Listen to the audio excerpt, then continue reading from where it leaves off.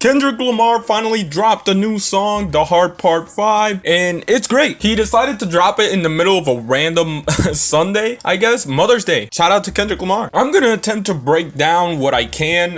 This is an initial reaction basically, but hey, I'm gonna give it my best. However, in order to best explain the song, first we need to look at the music video. I'm gonna look at the video because I do believe that the visuals on it are gonna help me kind of explain what's going on, or at least help me explain. The video starts with the text saying I am all of us, and we'll get back to that later. Kendrick starts the song acknowledging that he's a bit older than he was the last time we saw him as I get a little older.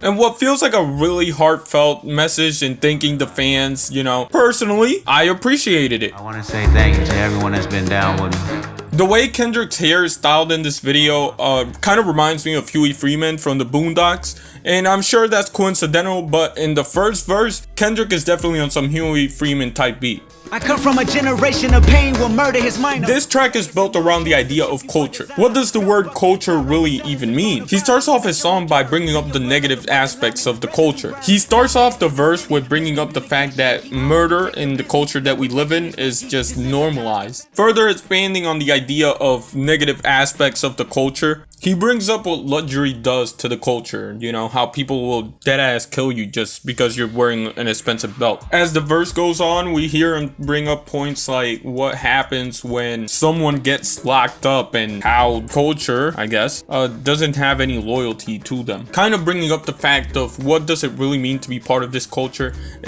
you know, how the culture isn't like loyal to you even though that's what it's supposed to be built on. Basically, there's a lot of haters in the grass. But as the verse wraps up and the hook gets introduced, we see that Kendrick Lamar still cares for the culture. I want the hug. Still wanting people to see that he's done a lot for the culture, and also seeing the beauty in the culture itself. Okay, going into the second verse, there's a really interesting thing going on. The first line of the second verse is a quote from Jay-Z in H to the Izzo. I do this for my culture, to let them know what a nigga look like in a bulletproof Rover. And the interesting thing is that Kendrick Lamar in the video chooses to deepfake into the OJ face, calling back to the story of OJ in Jay-Z's 444. OJ like, I'm not black, I'm OJ. And once he's done quoting Jay-Z, the deepfake turns into Kanye West. But anyways, in this verse, he's still criticizing the culture, but he's saying that he wants to see the culture be in a better place. He brings up a story about crying in Argentina because he was so confused and perplexed by why history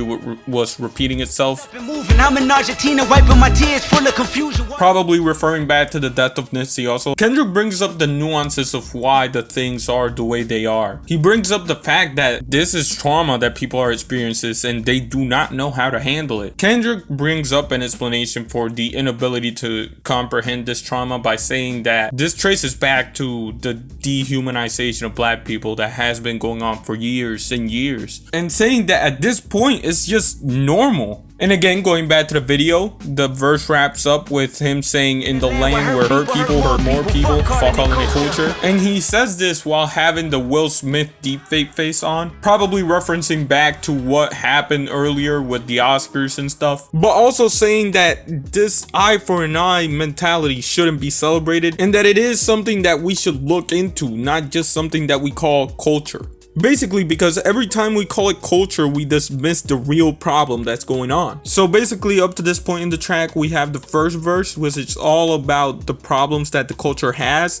The second verse takes a look at why the culture has these problems. The third verse, however, is rapped from the perspective of Nipsey Hussle and Kobe Bryant. I should also note that before getting into this last verse, there's a huge interlude where Kendrick just takes a moment to breathe. I see this as kind of an acknowledgement of what's going on and how heavy the topics are. The third verse is a little bit confusing because of the topics that it's dealing with. In the video, there's a couple of lines that you can see the Kobe deepfake on. So I assume this is what Kendrick feels like most reflects Kobe's story. Whether or not this is from Kobe's perspective, I don't know. Mainly because for the most part, the story told in the third verse seems to reflect Nipsey Hussle's. He looks at the idea of Nipsey Hussle regretting being such a good person, because in many ways, him wanting to get back to the culture was what ultimately did him. Kendrick, from the perspective of Nipsey Hussle, talks to his family, telling basically his whole family not to worry for him because he's in heaven. And then he speaks to the killer. Again, Kendrick rapping from Nipsey's perspective, he forgives the killer, saying that the day that Nipsey got shot was the day that he completed all that he needed to do in this life. And that although he wasn't ready to leave, he saw the pain in the killer's eyes when he pulled the trigger. But just because he's forgiven doesn't mean that his soul necessarily is.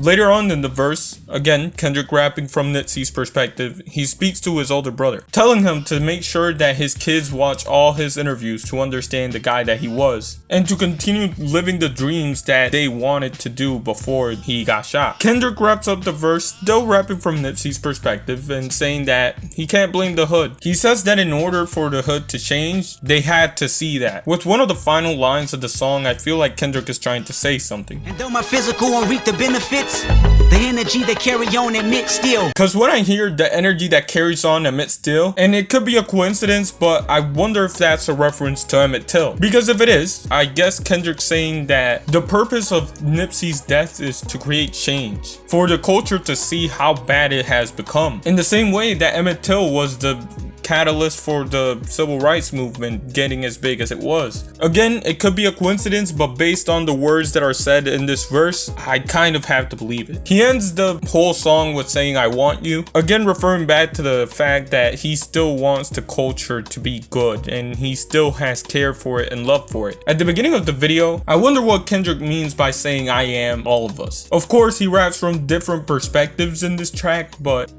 I don't know. It's the type of thing that I'm not sure about, and that hopefully with the album coming this Friday, we'll get to know some more. And with that being said, thanks for watching.